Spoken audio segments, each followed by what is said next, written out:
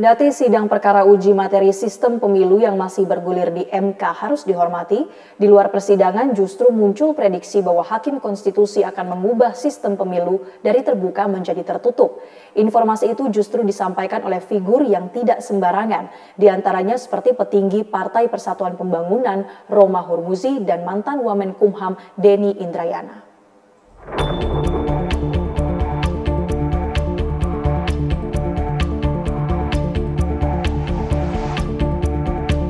Kegaduhan soal uji materi sistem pemilu di Mahkamah Konstitusi kian panjang.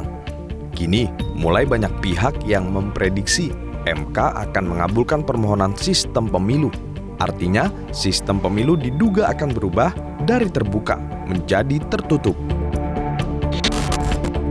Prediksi teranyar justru disampaikan oleh petinggi P3 Roma Hurmuzi.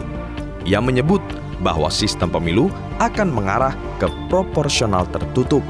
Apa yang disampaikan Roma Hurmuzi itu cukup mengejutkan, sebab politisi yang akrab disapa Romi itu adalah kader partai politik yang selama ini bersama 7 parpol parlemen lainnya mendukung sistem pemilu terbuka. Selain Roma Hurmuzi, pihak lain yang pesimis MK akan tetap mempertahankan sistem pemilu terbuka adalah ex-Wamenkumham Denny Indrayana.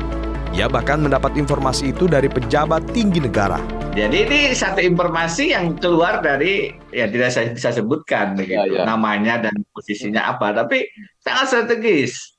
Jadi tidak bisa saya anggap itu informasi yang sambil lalu, karena ini orang mestinya punya informasi yang valid ya, berkait dengan kedudukannya yang sangat strategis. Apakah itu bisa menjadi pintu masuk penundaan pemilu? Ya, mestinya tidak ya. Sidang uji materi sistem pemilu di MK kini masih berjalan. Mayoritas pihak terkait yang telah memberikan keterangan umumnya menolak sistem pemilu diubah. Selain bertentangan dengan prinsip demokrasi, perubahan sistem pemilu bukan menjadi ranah MK. Kemudian kami membuktikan bahwa apakah pengaturan tentang sistem proporsional terbuka itu adalah bagian dari kebijakan hukum terbuka pembentuk undang-undang.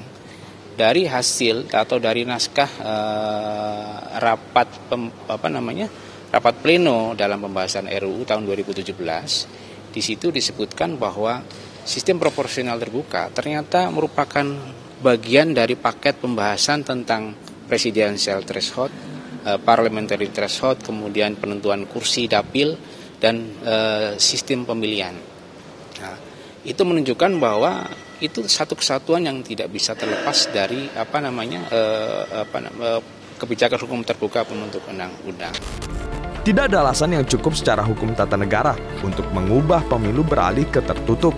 Artinya, hak rakyat akan ditindas untuk kesekian kalinya kalau sampai pemilu menjadi proporsional tertutup. Tim Liputan, Metro TV.